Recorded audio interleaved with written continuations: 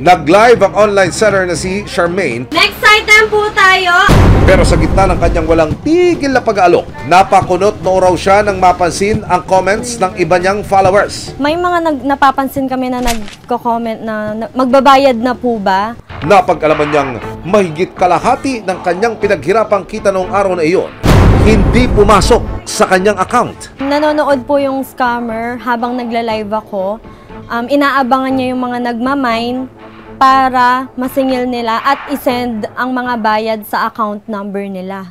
Sa tansya ni Charmaine, hindi raw bababa sa 50,000 pesos ang nasulot sa kanya ng unidentified scammer sa 6 na taon na pagiging live seller ni Charmaine. Ito na raw ang pinakamatinding pagsubok na kanyang naranasan. Simula nung nag-live selling ako, talagang binago niya talaga yung buhay ko kasi naranasan ko ring maging OFW for 6 years.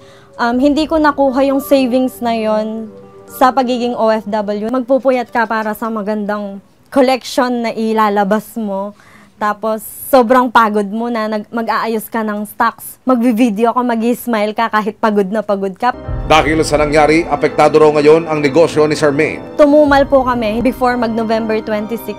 Almost half po talaga yung nawala. Every live selling ko po noon, pumapalo po yung gross namin ng 100,000, 115,000, pinakamalaki 130,000. After po ng scam na yon, talagang yung gross namin naging 50 na lang. Hirap na hirap akong mag-live tapos iba yung makikinabang. Maraming salamat sa panonood, mga kapuso. Para masundan ang mga reklamong nasolusyonan ng resibo, mag-subscribe lamang sa GMA Public Affairs YouTube channel